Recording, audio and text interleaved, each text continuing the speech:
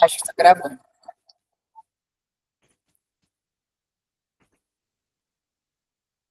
Então, gente, boa tarde, obrigada pela presença novamente. Estou muito feliz de estar aqui mais uma vez, né? Falando agora da minha especialidade.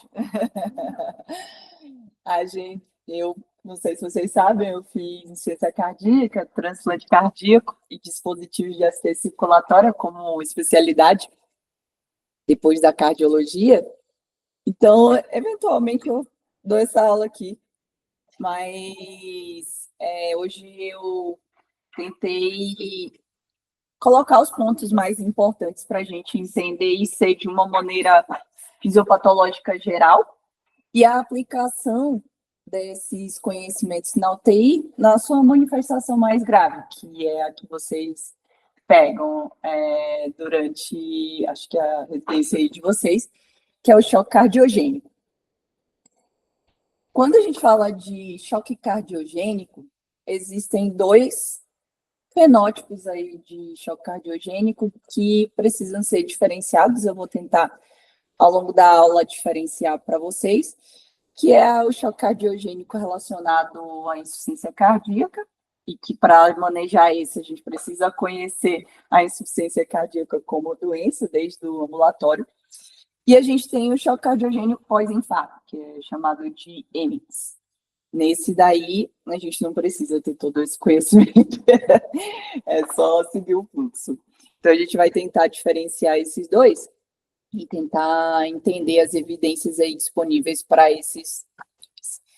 Só em termos de estatística e epidemiologia, não sei se vocês lembram, mas o estudo da insuficiência cardíaca ele não é de hoje, ele é desde lá de muito tempo no passado.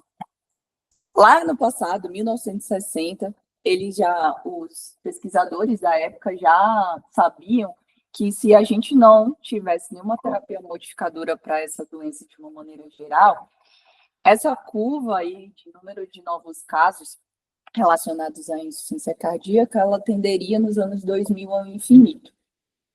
Então, existiriam milhões de pessoas pelo mundo com o diagnóstico de insuficiência cardíaca.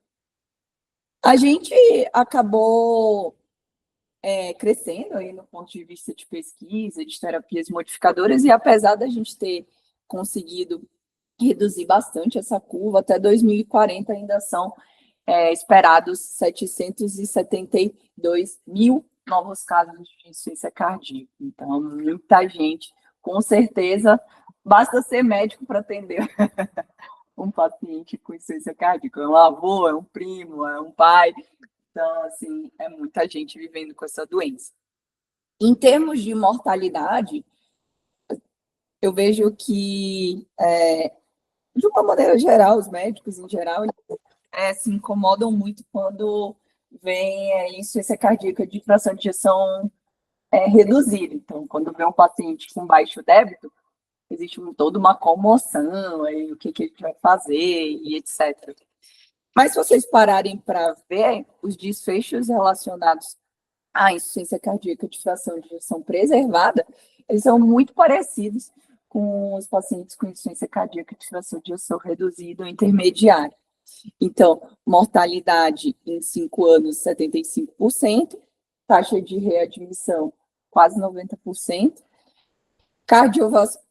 readmissão por causa cardiovascular, 70%, e mortalidade, assim, combinada com readmissão, em 5 anos, quase 100%, 95% dos pacientes com insuficiência cardíaca, eles vão internar ou morrer dentro de 5 anos. Então, muita gente morrendo disso, muita gente. Então, a gente subestima lá aquela vozinha com alteração diastólica, mas ela tem um desfecho tão ruim quanto o paciente que está lá chocado, baixo débito, precisando de balão, não sei o quê.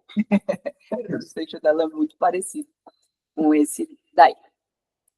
E só para lembrar, assim, muito do que a gente já evoluiu no tratamento de insuficiência cardíaca, ele veio do advento do conhecimento fisiopatológico da doença.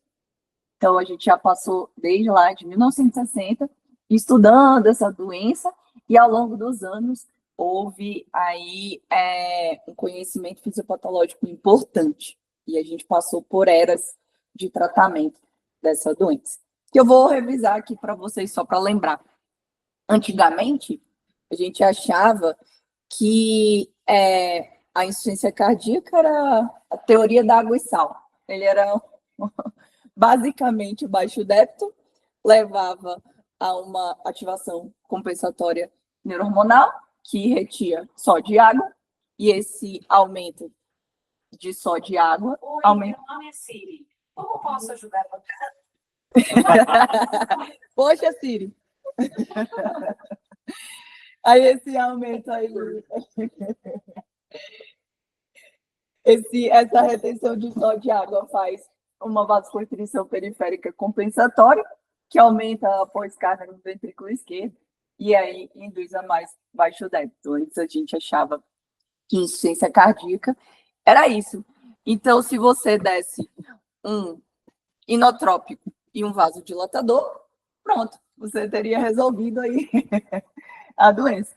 Só que não foi bem assim que aconteceu, né? Então, a gente vê que a expressão aí de baixo débito é só a ponta do iceberg na insuficiência cardíaca. Tem um monte de coisa aqui, um monte de sistemas neurohormonais acontecendo e uma série de outras mudanças, tanto na geometria quanto do ponto de vista histológico, que fazem com que a mortalidade tenha continuado a mesma a gente dando vasodilatador inotrópico. Então, essas medicações aí que vocês dão frequentemente, elas não mudam o prognóstico da doença, são outras medicações que mudam o prognóstico dessa doença.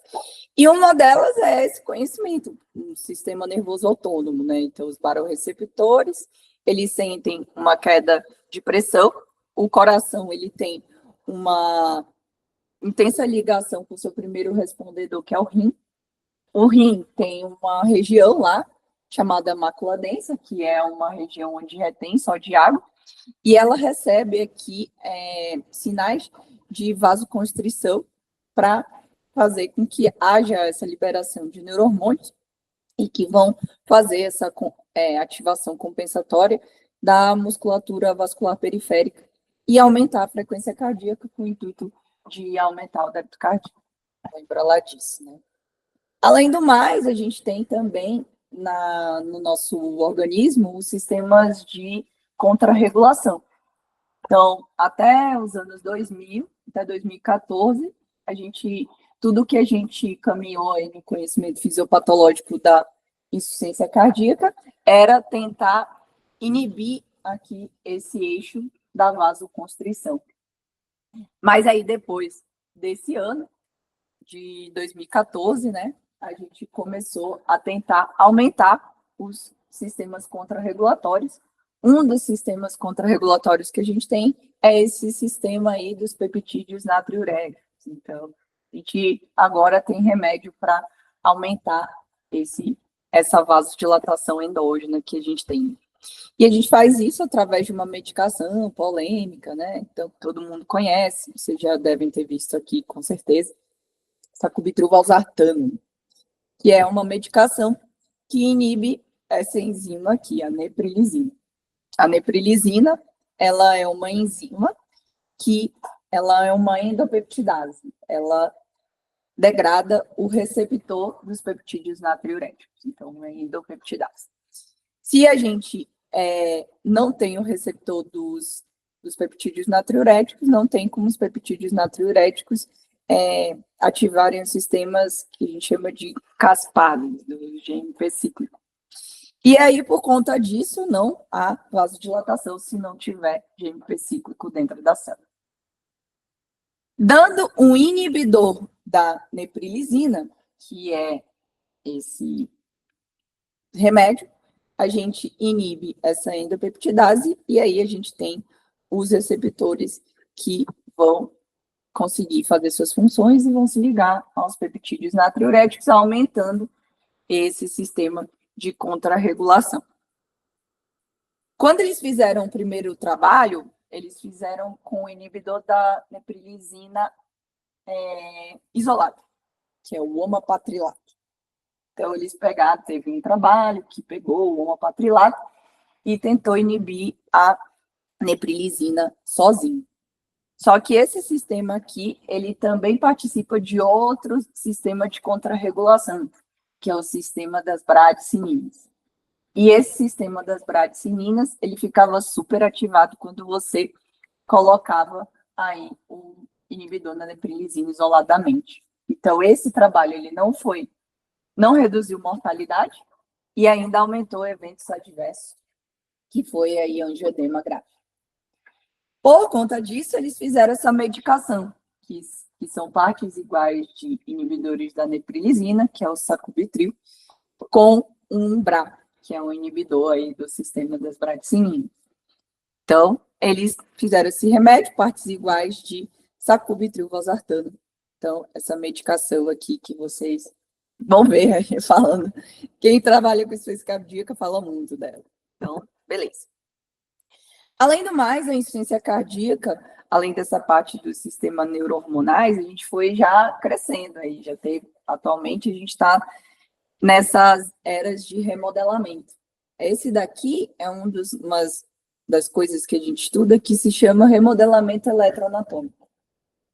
Então, o septo interventricular, ele é onde passa o sistema de condução do coração. E do septo interventricular, a gente sai um músculo papilar que regula aí a abertura e fechamento da válvula mitral. Quando o coração vai dilatando, ele perde sua elipsidade e começa a ficar bola, esférico, ele aumenta a sua esfericidade, essa região aqui do septo interventricular, ela estira. E quando ela estira, ela traciona os músculos papilares e a gente tem o que a gente chama de insuficiência mitral secundária, então marcador de gravidade da doença. Além do mais, ela estira também, existe essa alteração aqui nos miócitos, ela estira aí o sistema de condução cardíaca. Então, vai acontecendo progressivamente o que a gente chama de BRE. Então, vai acontecendo uma desincronia tanto entre os ventrículos, interventricular, quanto entre o átrio e o ventrículo, e intraventricular. Então, isso também é um marcador de severidade de insuficiência cardíaca. E para isso, a gente também já tem outras terapias, que são os ressincronizadores, que tentam diminuir esse mecanismo de remodelamento elétrico, e os mitraclips, que são clips que tentam diminuir a insuficiência mitral secundária. Então, a gente já tem aí medicação para esse mecanismo e procedimentos para esse mecanismo fisiopatológico. E hoje em dia a gente já está na era molecular da insuficiência cardíaca. Então, tem essa medicação chamada inibidores da SGLT2. Antigamente, eles eram medicações antidiabéticas. O coração, não sei se vocês lembram, ele não funciona com glicose. Ele não usa glicogênio. A energia básica do coração é uma energia de alta disponibilidade, que são os ácidos graxos. Então, a energia do coração, ela é através do metabolismo dos ácidos graxos. Quando ele começa a ficar disfuncionante, com insuficiência cardíaca, esse metabolismo, ele muda para um metabolismo de uma energia mais rápida. Então, ele troca aí de ácidos graxos e vai para glicogênio, então açúcar. Então, pacientes que têm insuficiência cardíaca grave, eles têm uma deprivação energética do coração. E aí tem esse remédio, que é um antidiabético inicialmente, e aí eles viram que pacientes que utilizavam essa medicação, eles tinham menor internação por insuficiência cardíaca nos pacientes que eram diabéticos. E aí eles pensaram, uai, o que será que acontece aqui? Será que isso é por causa do controle glicêmico? Não é normalmente o que a gente vê, né? Todos os antidiabéticos, eles causam controle glicêmico e nem todos diminuem fenômenos microvasculares nem macrovasculares, mas microvasculares. Então, eles pensaram que existia outro mecanismo aí importante que levava à redução de desfechos cardiovasculares com essa medicação, principalmente naqueles pacientes com insuficiência cardíaca. E aí existe um trabalho emblemático chamado DAPA-HF, que avaliou aí desfechos cardiovasculares em pacientes com insuficiência cardíaca, com ou sem diabetes, a sua maioria sem diabetes, que reduziu aí quase 25% de mortalidade de desfecho combinado. E aí eles foram tentar entender por que essa medicação era boa para paciente com insuficiência cardíaca. E uma das teorias que a gente estuda hoje é essa, é a regulação do metabolismo cardíaco. Então, tem já vários trabalhos. Esse daqui, eles avaliaram a reserva contrátil miocárdica, que não é a reserva de fluxo coronariano, é a reserva de fluxo miocárdico. E aí eles viram que pacientes que utilizavam dapagliflozina, eles tinham recuperação aí da sua reserva de fluxo miocárdico, em comparação daqueles que, quando eles não utilizavam inibidores da SGLT2. E hoje em dia a gente está nessa era do conhecimento aí, trabalhando com o metabolismo cardíaco. Então, a gente viu todos os mecanismos da insuficiência cardíaca. Então, só para relembrar, tem o hemodinâmico lá que eu mostrei para vocês, tem o sistema neurohormonal, tem o sistema de contrarregulação, tem aí o remodelamento eletroanatômico e tem o metabolismo cardíaco para todos esses mecanismos fisiopatológicos, pacientes ambulatoriais ou com insuficiência cardíaca grave, a gente tem intervenções para fazer nesse perfil de pacientes. Só que o paciente, quando ele descompensa, ele chega numa fase que a gente chama de IC avançado. Para esse paciente, quando ele começa a internar, daí ele vai invariavelmente evoluir para a refratariedade. E quando o paciente ele tem a sua primeira internação, principalmente precisando de uso de inotrópico, daí, eventualmente, vai chegar um momento que não vai dar mais para recuperar, nem fazendo tudo aquilo que a gente já viu agora. E, eventualmente, só vai ter 3, ele vai evoluir com choque cardiogênico, e aí, quando isso acontecer, só tem 3 caminhos para ele. Ou ele ainda tem reserva contrátil, e aí ele vai se recuperar, ou ele não tem mais reserva contrátil e já não tem mais o que fazer, daí ele vai morrer. Ou ele é um paciente que a gente ainda tem 2 terapias modificadoras, que são as únicas, que é o transplante cardíaco ou o dispositivo de assistência circulatória de longa permanência. Esses são os 3 caminhos que um paciente com IC avançada ele tem. Então, quando a gente atende um paciente em choque cardiogênico, a primeira pergunta que precisa ser feita é se você está diante de um paciente que tem uma insuficiência cardíaca aguda nova, e aí é a primeira descompensação, ele não estava vivendo com cardiopatia, e agora ele teve um insulto que deixou a função dele muito baixa nesse momento, então uma IC nova. Ou onde o protótipo é o MX lá, que eu mostrei para vocês, IC pós-infarto, um cara que estava vivendo normalmente, agora ele teve um infarto, e agora ele está com disfunção. Então, ele não tem nenhum desses mecanismos aqui compensadores que a gente falou. Ou você está diante de um paciente com IC que descompensou. E aí ele tem todos esses mecanismos fisiopatológicos já ativados. Então, num paciente com IC aguda nova, esse mecanismo aqui de compensação, ele é bom ou ele é ruim?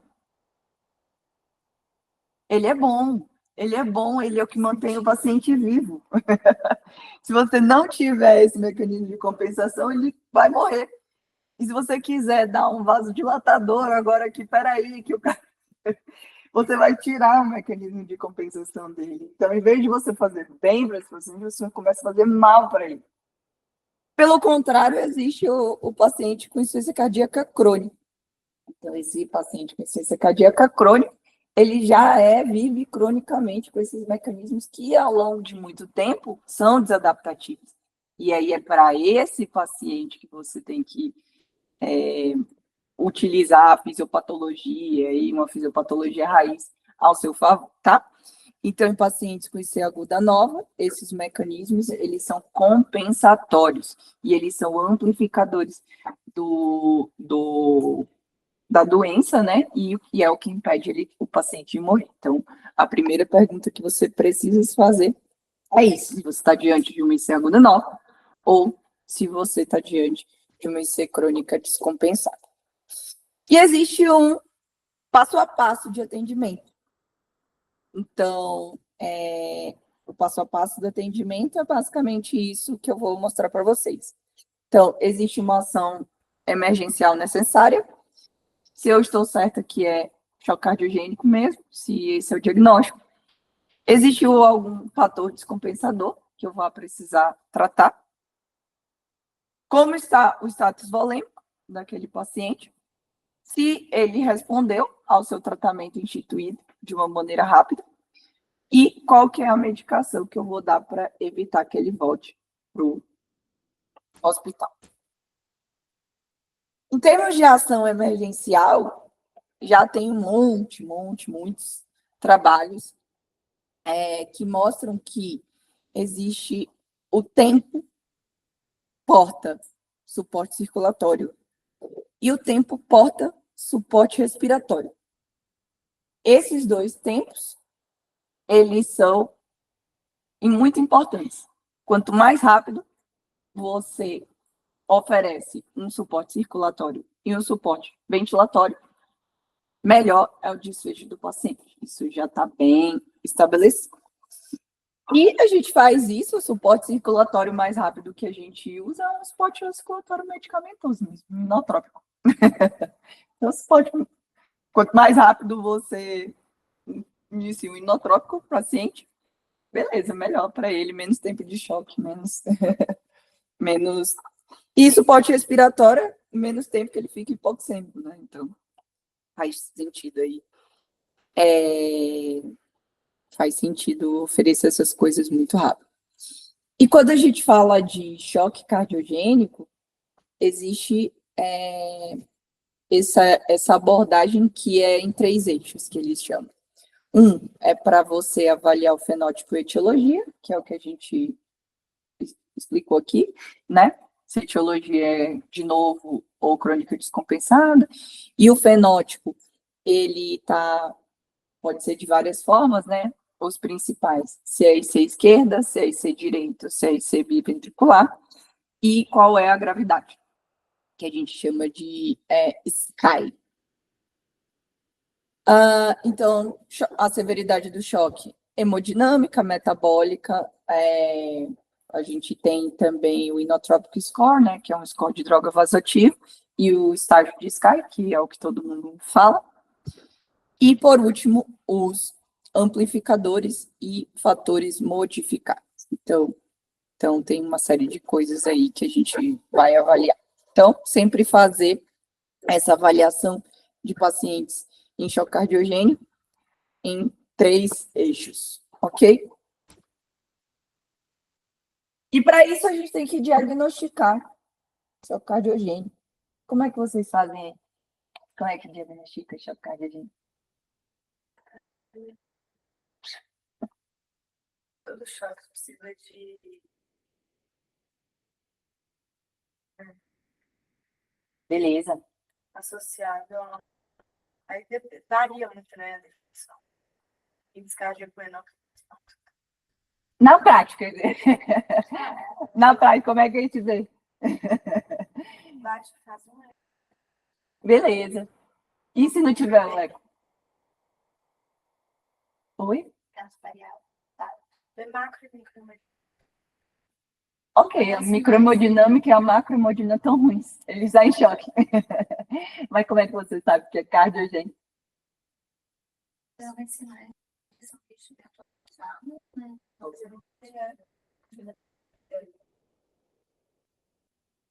C, de C, talvez, e um paciente deve ter perfusão parada. E aí, com uma provável causa muscular associada. Ajuda, ajuda. Então, vamos na prática, né? Então, se eu dou essa aula aqui para os internos, eles não entendem. Tem que falar de uma maneira fácil. Agora, mas sim, no livro, a definição hemodinâmica de choque é você encontrar um paciente com baixo débito e encontrar um paciente com elevada expressão de meio. Isso é insuficiência cardíaca, choque cardiogênico, baixo débito e elevada expressão de enchimento. E esse baixo débito, associado com essas elevadas pressões de enchimento, eles se refletem em alterações microhemodinâmicas. Então, baixa perfusão tecidular.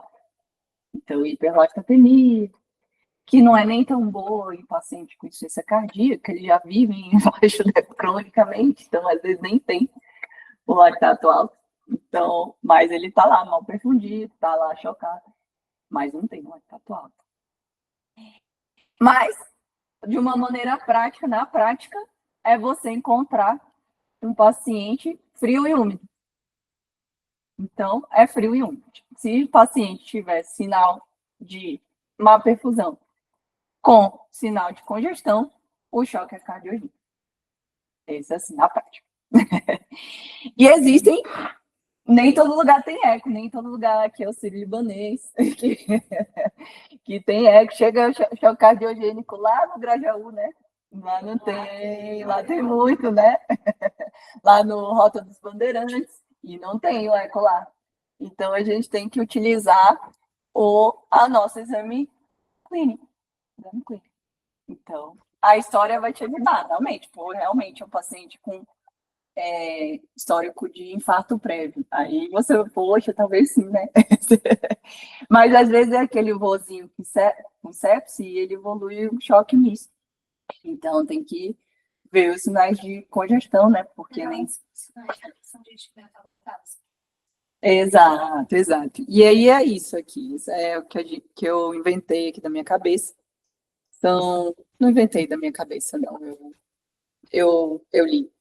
Mas esses são os sinais que têm maior correlação com esse perfil hemodinâmico, frio e úmido.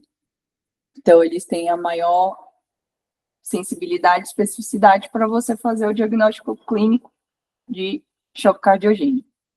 Então, dispneia paroxística noturna, ortopneia, são sintomas, né? Então, dispneia paroxística noturna e ortopneia.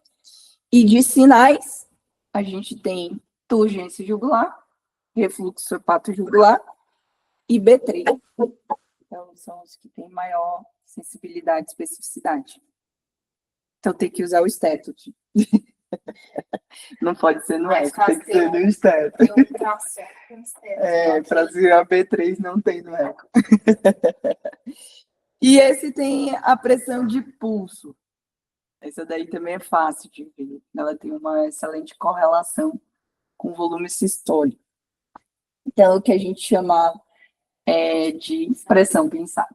Então, uma redução de 25% em relação da pressão sistólica com a pressão diastólica. Isso é a pressão de pulso. Se tiver pensada, é um sinal de baixo débito. Ok? Então, tá aqui. Evidência de congestão, ortopneia, dispneia paroxística noturna, turgência jugular, bendopneia, estertor crepitante, B3, hepatomegalia, ascite, edema e sinal da raiz quadrada de Valsalva, que é uma forma que a gente tem como ver no manguito. Então, esses aqui são evidências de congestão, seja à esquerda ou à direita. E evidências de baixa perfusão, então, pressão pinçada, extremidades frias, paciente com rebaixamento de nível de consciência, e oligúrico, né, janelas da perfusão e V. Isso são sinais de baixo débito, Ok? Então, o paciente tem que estar frio e com gesto. Beleza? Na prática, dá para aprender? Aprendeu na prática? Boa. Só que a volemia do paciente com insuficiência cardíaca nem sempre é tão evidente, assim. Então, não viu que eu não falei estertores aqui na Pentad? Não falei estertores, né?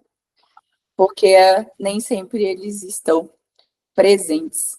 Então, avaliar a volemia do paciente com insuficiência cardíaca crônica é muito mais difícil do que parece, é bem difícil. Mas existem aqueles fenótipos, né, que são muito fáceis de identificar, que é o edema agudo de pulmão. Então, o edema agudo de pulmão, ele ainda pode ser subdividido aí em dois tipos.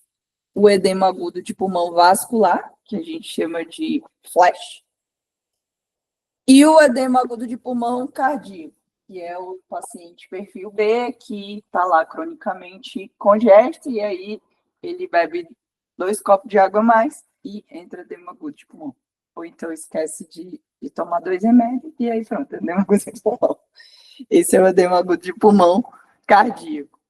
O edema agudo de pulmão cardíaco é esse perfil aqui do paciente crônico, cronicamente hipervolêmico, e esse aqui pode ou não se beneficiar da vasodilatação precoce, porque em geral eles são hipotensos. Então, a gente vai falar já sobre isso. Diferentemente do edema agudo de pulmão hipertensivo vascular, onde ele tem só uma alteração na pós-carga aguda e alteração no volume de redistribuição do sangue. Aí, nesse caso, aí ele vai se beneficiar de vasodilatação precoce e baixas doses de diurético. Não tem que exagerar aí no edema agudo de pulmão hipertensivo. Beleza? Agora a gente vai falar sobre inotrópicos. Existem várias indicações de inotrópicos. Então, a gente usa inotrópicos aqui no contexto de vocês, mas para reverter baixo débito. Então, se o paciente está em baixo débito, ele tem indicação de inotrópico. Mas existem outras indicações de inotrópico que não são apenas por baixo débito. Então, a gente pode usar inotrópicos em pacientes com congestão refratária, a gente pode usar inotrópicos para tentar reverter disfunções orgânicas em pacientes, por exemplo, em fila de transplante. A gente pode usar inotrópicos para ponte, para transplante. A gente pode utilizar inotrópicos para fazer uma otimização hemodinâmica perioperatória de pacientes em avaliação para dispositivo de assistência circulatória de longa permanência. E a gente pode usar inotrópicos no contexto de cuidado paliativo. Então, são indicações aí de inotrópicos em pacientes com insuficiência cardíaca crônica. Como eu falei, basicamente, a melhor indicação é você ter baixo débito. Então, melhor indicação de usar inotrópicos é essa. Por quê? Porque inotrópicos, eles são um mal necessário. Eles vão gastando a pouca reserva contrátil que o paciente com insuficiência cardíaca tem. Porque eles podem causar taquicardia reflexa, eles podem causar taquiarritmias, eles podem induzir a isquemia miocárdica e, com isso, em vez de reduzir a mortalidade, eles vão aumentar a mortalidade. Então, se você der inotrópicos para quem não tem baixo débito, você tem que ter uma forte razão para fazer isso. Que são aquelas lá que eu falei. Isso também não tirei da minha cabeça, né? Então, tem vários trabalhos sobre isso. O inotrópico mais utilizado é esse aqui. Você conhece esse? Dobutamina? O que é a dobutamina? Betagonista, né? Então, eles avaliaram, PAS 471 trabalhou que validou, né, dobutamina, first trial, 471 pacientes que tinham classe funcional 3 ou 4 e foram randomizados para receber dobutamina ou não. E aí eles viram que os pacientes ambulatoriais que utilizavam dobutamina morreram mais do que os pacientes que não utilizavam. Então, dobutamina aí foi meio ruim para pacientes que não tinham baixo débito, né? E esse aqui, já usaram? Milrinone. O que é o milrinone? 3, né? Beleza. Esse trabalho, eles também fizeram a mesma coisa, igualzinho ao da dobutamina, Optimize Trial. Todo mundo já falou dele. Então, eles pegaram pacientes para receber milrinone ou placebo, pacientes que tinham IC, mas não tinham choque cardiogênico. E aí, não reduziu MACE, aumentou a incidência de hipotensão sintomática e foi melhor aí para pacientes que utilizavam beta-bloqueadores. Então, a gente aprendeu a utilizar milrinone depois desse trabalho aqui. Então, vocês sabem, né? É melhor para paciente que usa beta-bloqueador, ele aumenta a incidência de hipotensão sintomática, ele é contraindicado para paciente com etiologia isquêmica e ele deve ser ajustado para a função renal, porque 70% do clearance é renal, então tem que ser ajustado para a função renal. Então é assim que a gente usa milrinone, aprendeu aí a utilizar nesse trabalho. Beleza? E vasopressores, né? A gente tem também sempre aquela dúvida, né? Tem de inotrópicos aí, inopressores, a gente tem adrenalina. Uma possibilidade aí de utilizar. Ele também tem propriedade inotrópica. E aí eles já têm aí também trabalho que comparou noridobuta versus adrenalina em pacientes que tinham choque cardiogênico, síndrome de baixo débito. E aí eles viram que aumenta a incidência de choque refratário. Pela, acho que talvez propriedades de hiperlipidemia, metabólicas da adrenalina. Então, a adrenalina a gente só usa aí como desespero. Aí a gente usa, mas não é a primeira escolha, mas é uma possibilidade, como um inotrópico, né? Então, boas práticas em uso de inotrópicos e vasopressores em pacientes com IC são atenção para a indicação, então usar as melhores indicações que a gente falou aqui, síndrome baixo débito, choque cardiogênico. Se você tiver que usar, introduza o mais rápido possível. Se você está utilizando, utilize a menor dose possível, pelo menor tempo possível. E nunca se esqueça de avaliar os efeitos bons e efeitos ruins. E se você precisar, aí tiver em doses crescentes, lembrar dos dispositivos de assistência circulatória, que são estratégias para minimizar o uso de drogas vasoativas. Ok? Então, são boas práticas em relação a esse tipo de medicação. E os vasodilatadores, né? Existe já tem toda uma ódio aqui. Tem o grupo que acha que tem que dar no D0, tem o grupo que acha que não tem que dar. Aí a gente tem que ponderar, né? Então, vamos tentar entender aí as evidências que existem em relação aos vasodilatadores. Os vasodilatadores que a gente mais usa são esses dois, que são os nitratos, são na classe dos nitratos. Um deles é a nitroglicerina, que é o tridil, e o outro é o nitroprusiato. são aqui, eles têm um pouco de propriedades diferentes. Então, o nitroprusiato, ele é um vasodilatador arteriolar potente. Então, ele tem muita capacidade de causar hipotensão, porque ele tem mais propriedade arteriolar. E o tridil, ele tem mais propriedades de vasodilatação venular.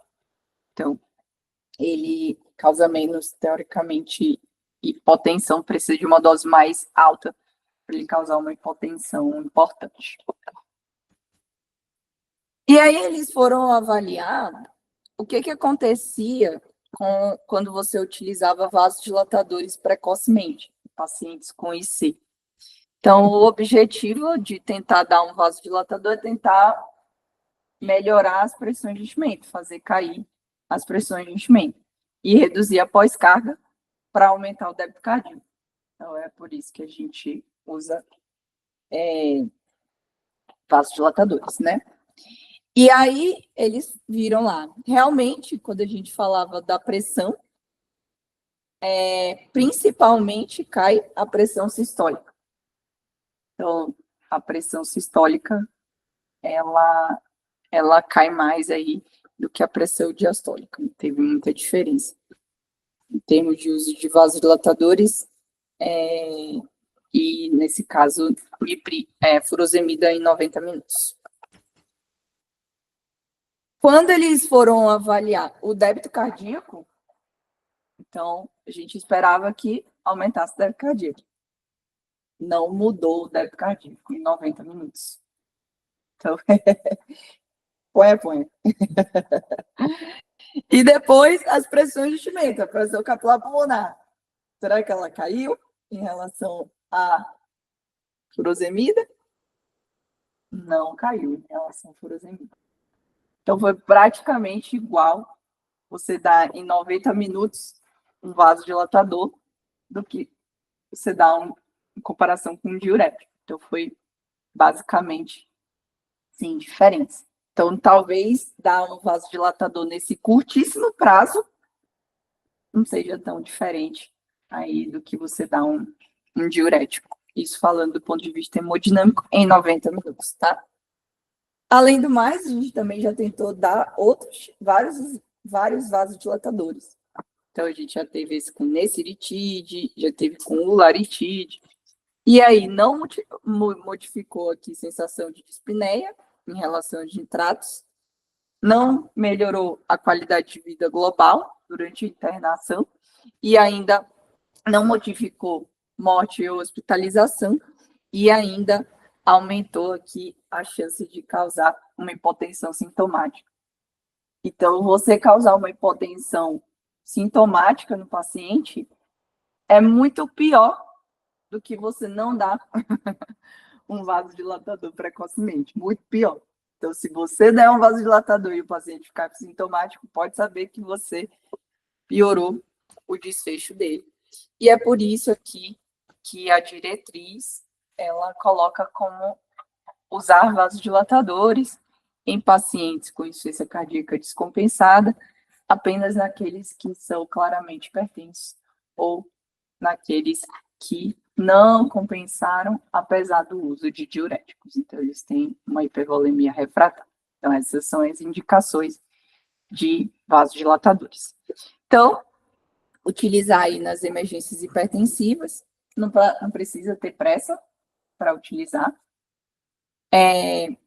Ter cuidado aí em pacientes com PA limítrofe, iniciar naqueles pacientes que não respondem a diuréticos e não esquecer nunca de reavaliar os seus resultados, né? Então, sempre que você faz uma conduta, precisa de uma reavaliação. E os diuréticos? Talvez os remédios mais utilizados aí, muita gente utiliza diuréticos. Vocês sabem utilizar diuréticos? Quais são as opções que a gente tem? Diurético de ácido, tiazídicos. Boa. poupadores de potássio, antagonistas, que são os antagonistas receptores de mineral corticoide, acetazolamida, inibidor da anidrase carbônica.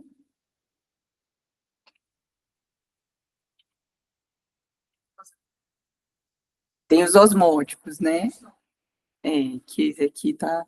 Aqui, nesse exemplo, tem o manitol, mas a gente tem outros diuréticos osmóticos, que são os tolvaptanos. Então, outra opção aqui, tolvaptano. E tem as soluções, né? Tem um que vocês esqueceram aqui, que não tá aqui, que a gente já falou deles. SGLT2, são diuréticos, né? São diuréticos. Ok, então a gente tem todas essas opções. Não é porque a gente só usa furosemida que só tem essa opção. Tem outras opções e a gente vai ter que entender de diuréticos para você começar a conversar. Vamos lá começar a conversar.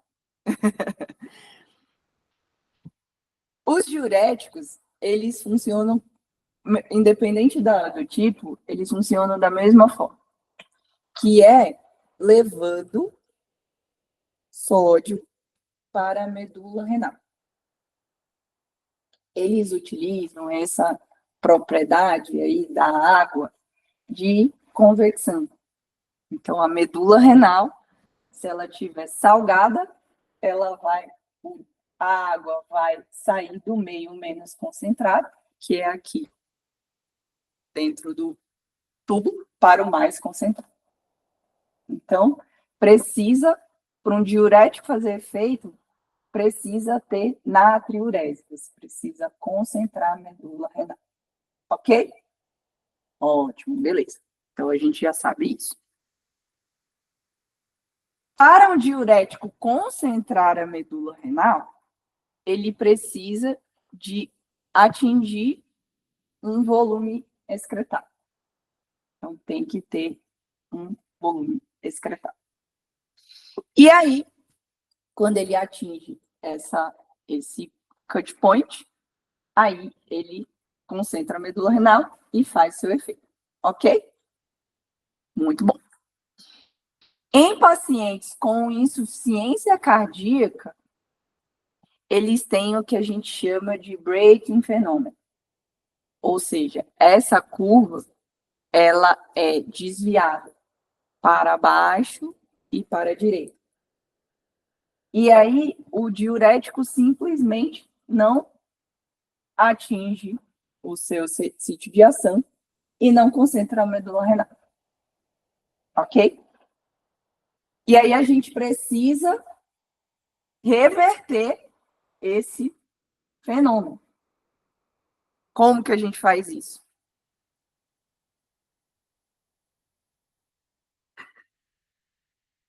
Como faz isso?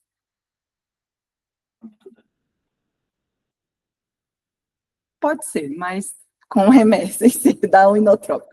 Você está lá no seu ambulatório, chega um paciente para você, fala, doutor, eu estou inchado há 5 anos, estou tomando já 5 comprimidos de furosemida, e agora? Boa! Que a gente chama de bloqueio sequencial, uma estratégia.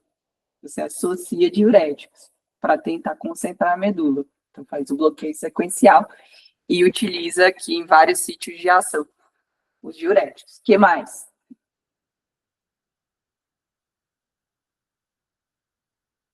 Está lá no ambulatório, 5 comprimidos. E agora?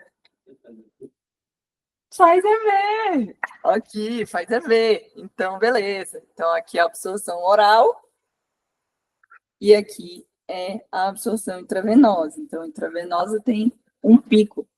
Então, você consegue atingir, talvez, a concentração. O que mais que a gente pode fazer? Não tem como fazer EV agora. Você está lá no seu ambulatório e não pode falar para o seu fulano, vai lá no hospital fazer uma fura EV.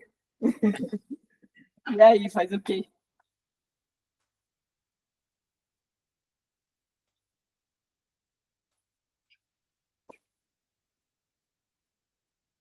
diminui de água? Não, aí não. Isso aí não tem a ver com o diurético. Mas você faz isso, mas não é isso a resposta. A dose aumenta a dose, isso aí, exatamente. É igual a Dilma, quando a gente chega na meta, dobra a meta. Exatamente isso, dobra a dose. Isso também não tirei da minha cabeça. Já tem trabalho que testou essa hipótese. E esse trabalho é um clássico do clássico do clássico da insuficiência cardíaca. Esse trabalho chamado Dose Trials. Eles pegaram e era um trabalho 2x2. E eles justamente queriam saber se o que importa é a dose ou se o que importa é a posologia. Então, eles estavam tentando o que mais importa, se é posologia, dose, ou se é a intermitência, o número de vezes que você dá um diurético. E aí eles fizeram esse trabalho, que é um trabalho que a gente chama de 2x2. Um braço comparava a infusão contínua versus infusão intermitente, de 12 em 12 horas. E o outro braço avaliava baixa dose versus alta dose. Alta dose era com 2,5 vezes a dose que ele usa em casa. 2,5 vezes. E aí o que aconteceu? Não houve diferença entre intermitente versus contínuo, mas no grupo alta dose houve a melhora mais rápido se atingiu a descongestão. Então, aqui eles provaram aí que pacientes com resistência diurética, né? A que você precisa fazer mais importante é a dose que você usa. Mas também teve uma série de limitações nesse trabalho. Uma das críticas que tem esse trabalho é que aquele paciente que estava no grupo bolos, ele poderia receber mais aplicações de diurético em relação ao diurético em infusão contínua. Então, acabou ficando elas por elas, equivalente em relação à dose, e aí não houve diferença entre o grupo bolos e o grupo infusão contínua. Uma das críticas desse trabalho. E a outra, assim, também vários trabalhos já sobre bloqueio sequencial. A gente tem esse trabalho aqui, né, Advo, que avaliou a cetazolamida. A gente tem esse aqui, que avaliou clorótica, que avaliou tiazídicos. E a gente tem também até com ultrafiltração. Então, são várias estratégias que você tem para atingir a euvolemia. E esse aqui é um trabalho meu. Saiu aí no jornal importante. Jack. Esse trabalho é o que a gente chama de network meta-análise. Sabe o que é isso? Meta-análise em rede. Como que eu vou explicar isso daqui? Digamos que eu tenha um estudo que compare. Fala um time de futebol que é bom aí. Palmeiras. Palmeiras. E fala um time que é ruim. Corinthians. Então, eu quero dizer que Palmeiras é melhor do que Corinthians. Eu vou ter esse trabalho. Meu critério para dizer que Palmeiras é melhor que Corinthians é número de gols. Quem fizer mais gols, ganha. É o melhor. Ok? Agora, eu quero provar que Palmeiras é melhor que Manaus, que é o time da minha terra. E depois eu quero comparar Manaus versus Corinthians, ok? Só que eu não tenho o trabalho Manaus versus Corinthians. O time de Manaus nunca jogou contra o Corinthians. O time de Manaus só jogou contra o Palmeiras. E eu tenho o Palmeiras, que já jogou contra o Corinthians. Ok? Como que eu posso comparar Manaus versus Corinthians se eu não tenho esse jogo? Pensa aí. Me dá essa resposta. Se o time de jogo do Palmeiras se comparar esse com esse, depois comparar. Beleza, exato. Vou tentar explicar aqui, né? Então, aqui eu tenho Palmeiras versus Corinthians. E aqui eu tenho Corinthians versus Manaus. Então, eu consigo comparar Palmeiras versus Manaus através de Corinthians. Então, isso é uma análise indireta. Então, eu consigo comparar A versus B através de C. Beleza? Entendeu? Então, basicamente, é uma rede simples. Isso é uma meta-análise em rede. Só que aqui a gente tem 1000 comparações. Mas em todas elas eu tenho um comparador em comum, que é furosemida em baixa dose. Todos os trabalhos que usaram diuréticos utilizaram como seu comparador um comparador em comum, furosemida baixa dose. Então, eu tenho trabalho empagliflozina versus furosemida, furosemida alta dose versus baixa dose, eu tenho hidroclorotiazida versus furosemida baixa dose, metalosane versus furosemida, salina hipertônica, tovapitano. Eu tenho todos os diuréticos aqui. E aí, como eu tenho um comparador em comum, eu consigo utilizar uma evidência indireta para comparar, por exemplo, uma comparação que eu não tenho, que é a acetazolamida, por exemplo, versus dapagliflozina, entendeu? E aí a gente construiu essa rede aqui. E o que a gente viu? Basicamente isso, né? Em termos de eficácia diurética, que é aumentar o débito urinário, todos aumentam o débito urinário.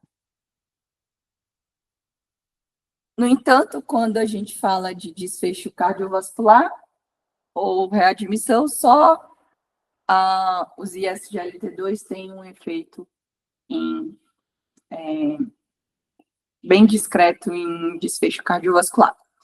Só que quando a gente fala de segurança, existem os mais seguros do que outros. Então, associar diuréticos, eles aumentam a eficácia diurética e reduzem efeitos colaterais. E se você utilizar ISGLT2, até tende a modificar aqui a desfechos maiores, ok? Todo paciente, na verdade, tinha os dois, né? Tem a subanálise que é ambulatorial versus internado. A maioria não tinha baixo débito. Mas a gente extrapola, que acho que não tem trabalho com paciente com de todos os diuréticos. E aí a gente tem uns que são mais eficazes que outros. Por exemplo, tovapitano, diuréticos osmóticos aumentam muito a diurese, mas quase 1 litro, né? 1,6 litro, 1,8 litro.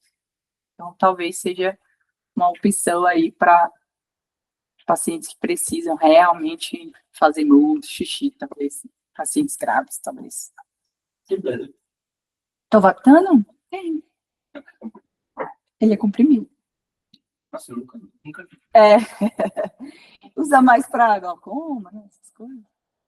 Eu lembro desses dias. E aí, estava só que viram que era mais de 20 mil reais. Olha aí, caro, Uma mas caixa com 15 comprimidos.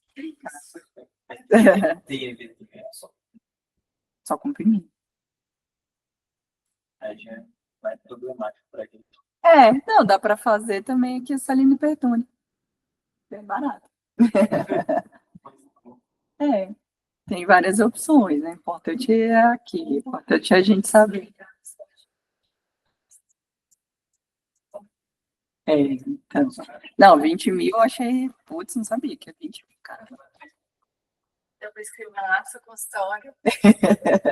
Não, não. Então, boas práticas em relação a diuréticos, atenção para a dose, avaliar a necessidade de bloqueio sequencial, atentar para os inibidores da SGLT2, sempre tentar prescrever, né? Se tiver que não tiver jeito, aí vai ter que ser diálise mesmo, hemodiálise. E não esquecer de avaliar os efeitos colaterais, né? Diga. Quando você fala desse bloqueio sequencial, tem alguma combinação específica assim, de diuréticos que potencialmente seriam utilizados? Esse bloqueio sequencial? Sempre eu, né, costumo prescrever ISGLT2, eu sempre prescrevo, porque ele é o único que talvez reduza eventos. Aí depende, eu escolho pelo perfil do paciente. Se for, por exemplo, um paciente hipernatrêmico com alcalose de contração, daí eu prescrevo acetazolamida. Se ele tiver só hipernatrêmico, sem alcalose de contração, aí eu prescrevo tiazídio. E se ele tiver hipocalêmico, aí isso, a gente usa por esse.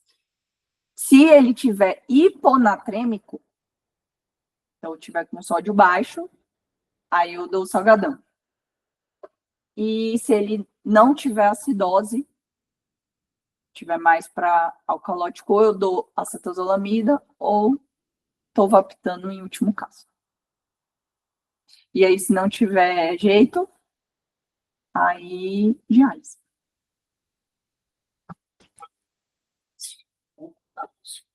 Poucos anos.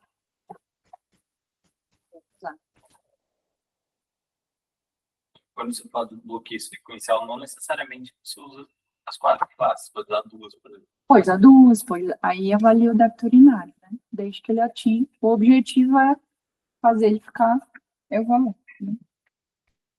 Também às vezes a gente já utilizou muito, assim, bomba de furo, doses mais altas. Então, o paciente já fiz paracentese. Tem várias coisas que dá para fazer em pacientes com gestos. Mas, em geral, bloqueio sequencial. E aí a gente vai para o choque cardiogênico. Esse aqui, o pós-infarto. Então, a gente já viu isso.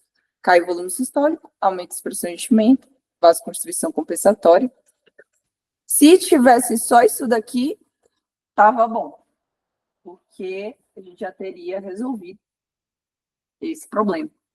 Ninguém mais morreria se só fosse baixo débito. O problema é que depois vai passando o tempo, e aí a gente tem essa outra alça aqui do choque cardiogênico, que é a alça vasodistributiva, vasodilatadora. Então, a liberação de citocinas inflamatórias na corrente sanguínea, e isso leva a uma vasodilatação que contrabalanceia a vasoconstrição compensatória, e aí muito difícil de reverter mesmo. E é por isso que essa doença tem uma mortalidade de 50%. Então, a gente também já falou isso, né? Aqui na UTI é bom porque a gente tem todos esse armamento para diagnosticar choque cardiogênico. Então, tem o eco, tem cateter de artéria pulmonar, tem os parâmetros clínicos. Então, ele manda fazer esse mnemônico aqui para todos os pacientes com suspeita de choque cardiogênico pós-infarto. Sinais e sintomas, débito urinário, hipotensão sustentada, perfusão, ecoeletro, congestão e avaliação do acionamento do time de choque. Quando você está aqui e existe um paciente em choque cardiogênico, aqui a gente está no centro nível 1, a gente chama. Então, um time com cardiologista e especialista em dispositivos 24 horas. A gente tem uma UTI de alta complexidade 24 horas.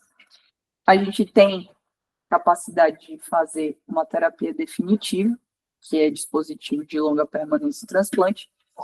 Então, quando se fala no atendimento de um paciente com choque cardiogênico, idealmente, ele deve ser transferido para um serviço nível 1, que é esse serviço que tem todo o armamentário para atender esse perfil de pacientes. Nos Estados Unidos, eles falam assim, que se você estiver no nível de menor complexidade, então, você atendeu um paciente com choque cardiogênico lá no Grajaú, e ele é um paciente que não melhorou, você transfira esse paciente aí para algum outro hospital que seja nível 1.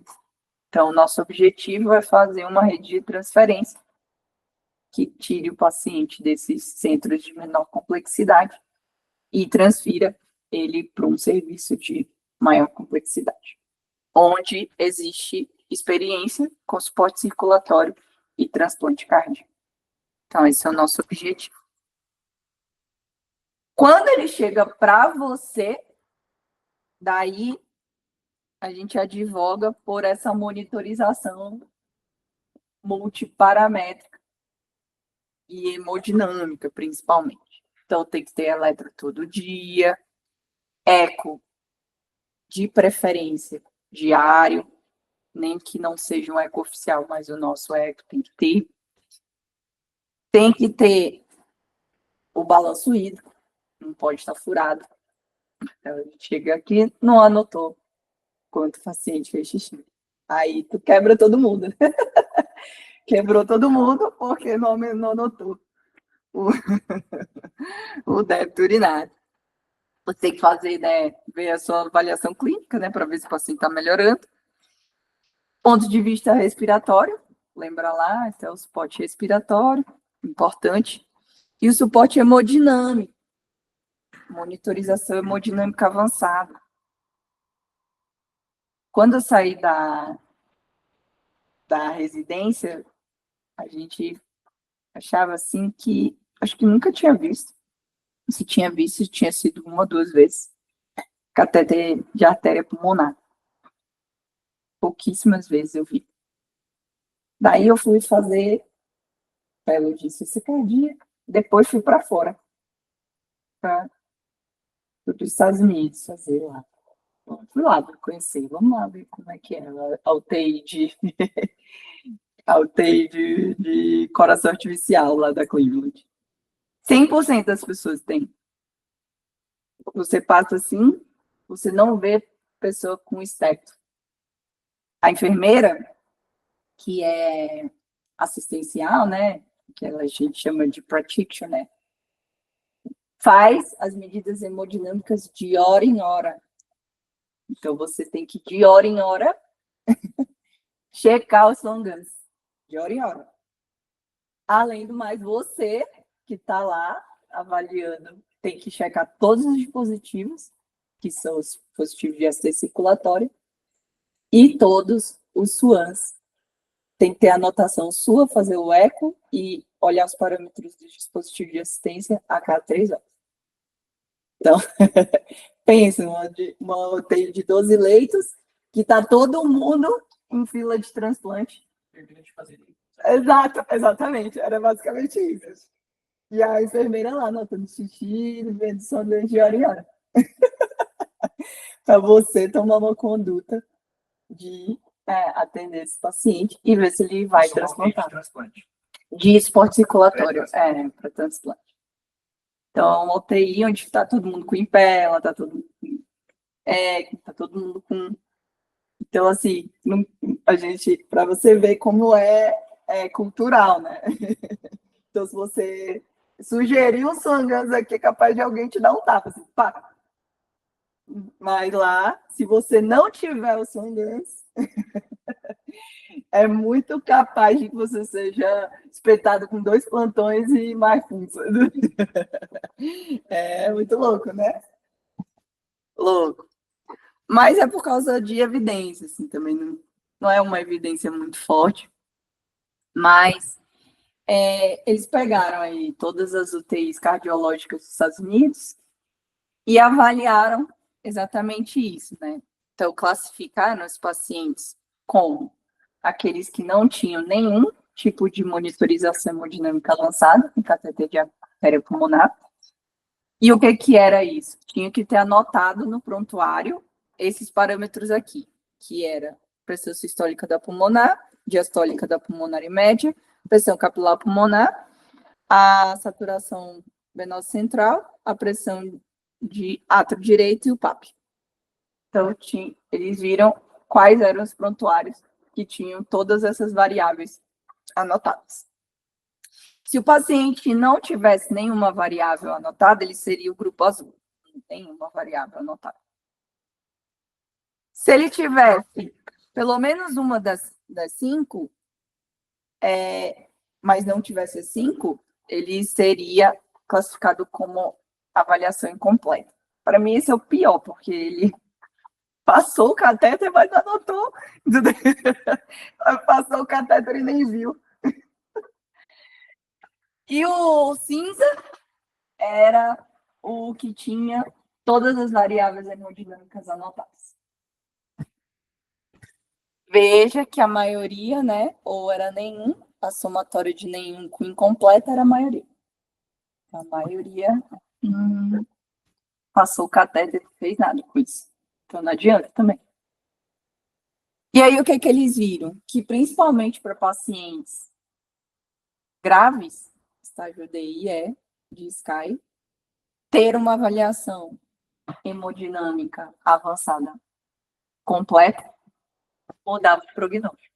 Os pacientes que tinham todas as variáveis hemodinâmicas morreram menos. Então, a conclusão aí, a gente advogou por isso nas diretrizes, né? Advogou por isso. Então, não sonega informação de pacientes de choque cardiogênico grave. E isso é capaz de mudar sua conduta e a mudança na sua conduta mudar tudo. Então a gente sugere aí que pacientes em choque cardiogênico tenham monitorização hemodinâmica avançada. Certo? E os seus objetivos é aliviar a congestão, otimizar o débito cardíaco e restaurar a perfusão tecidual. Então, esses são os seus objetivos. A gente já falou, né, o uso racional de drogas vasoativas. Então, se o paciente tiver hipotenso, a noradrenalina, SOAP Trial, né, que avaliou isso daí, noradrenalina é preferível. Primeira escolha como droga vasoativa. E os outros, assim, inodilatadores, podem ser úteis. A gente viu lá, o Melinone pode ser útil. DORM, né? Principalmente nesse normotenso com resistência vascular aumentada. Sistema. Evite, né, se puder, de escolher de cara adrenalina, a gente viu também. Lembrar, né, do ajuste de correção para função renal, do milrinone. E dopamina, em caso de pacientes bradicárdicos e hipotensos, são mais efeitos cronotrópicos, né? E caso ele não melhore com esse seu suporte, transfira ele para um centro nível 1.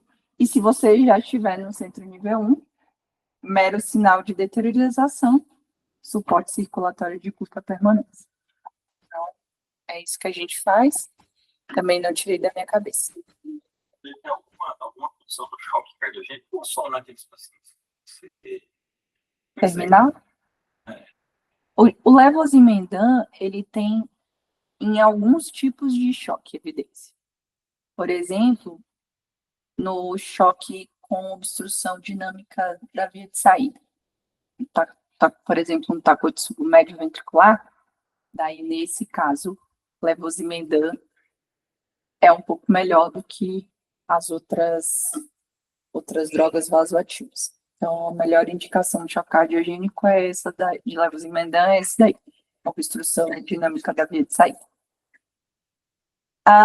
Mas, de uma forma geral, ele é uma droga que a gente é um pouco palpável. Então, fica difícil, se der errado, de reverter, porque ele dura por semanas. Então, assim, outra indicação que a gente usa, que eu via bastante eles usando, é desmame de dispositivo. Vou tentar utilizar para sair de assistência. Então, a gente usava levosimendan para sair de assistência circulatória.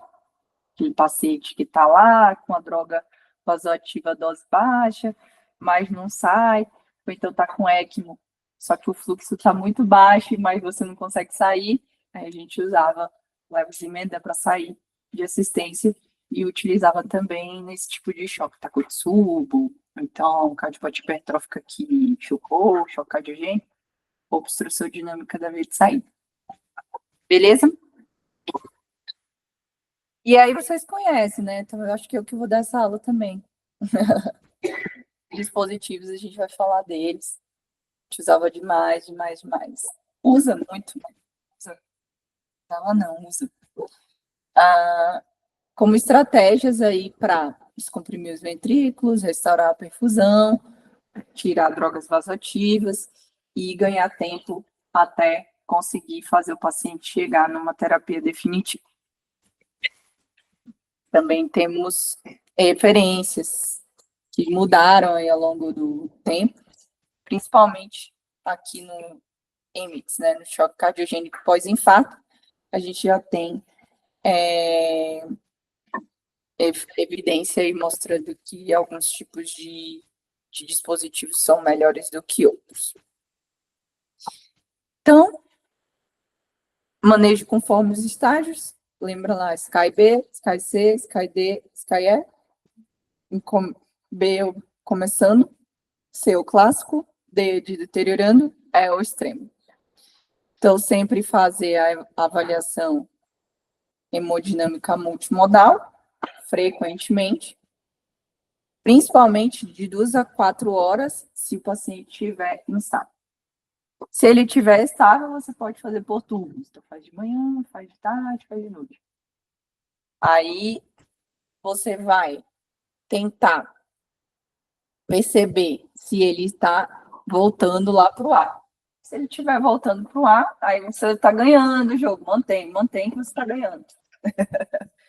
Se ele não estiver indo para o ar, ou se ele estiver parado, ou se ele estiver piorando, aí você vai ter que escalonar o seu suporte. E aí você vai ter que decidir se você vai aumentar a droga vasoativa, se você vai associar, se você vai passar um dispositivo. Basicamente, o que a gente não quer é tentar passar o dispositivo só quando ele estiver no estágio E, que aí a sua chance de resgatar é muito baixa e é muito frequente a gente já estar num cenário de futilidade. Então, a gente tenta passar aqui quando ele está no estágio D, deteriorando. Ok? Por isso que você precisa lá ficar em cima desse paciente, para ele não morrer na sua cara. Basicamente é isso. Então, reavaliação seriada, tratar as causas reversíveis, prevenir e manejar as complicações, principalmente complicações relacionadas a dispositivos, usar essas ferramentas para tratar lesões orgânicas secundárias. Você vai sempre fazer a reavaliação para descalonar sua terapia, então menor dose, pelo menor tempo, lembra lá? E só se necessário. E você sempre vai pensar no seu próximo passo. E o seu próximo passo pode ser não fazer nada, desistir. Então, sempre vai. O especialista em ciência cardíaca está sempre pensando quando que ele vai transplantar ou quando que você vai desistir. Então, sempre pensando nisso, tá bom? Então, era isso. Deixa eu ver essa parte do suporte ventilatório. Eu não vou ensinar para vocês, que eu acho que eu preciso de aula para para manejar a ventilação mecânica, acho que eu não lembro mais. Então, basicamente, era isso. Então, a gente vai fazer o exame físico e a avaliação multiparamétrica seriada, com todos aqueles parâmetros, vai escolher as drogas vasoativas e seu armamento, fazer o suporte respiratório, vai transferir o paciente, caso ele esteja no centro de menor complexidade e ele precise de uma terapia avançada, e aí, caso ele não consiga descalonar, ele estiver deteriorando, se isso não funcionar, você vai passar um dispositivo de assistência circulatória, vai chamar o seu time de choque e vai avaliar esse paciente para transplante, ok? Era isso, gente, que eu tinha para falar para vocês. Muito obrigada.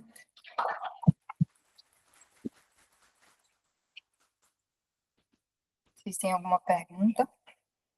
Ver se tem alguma coisa aqui. Acho que não tem, não. Vou sair aqui, tchau.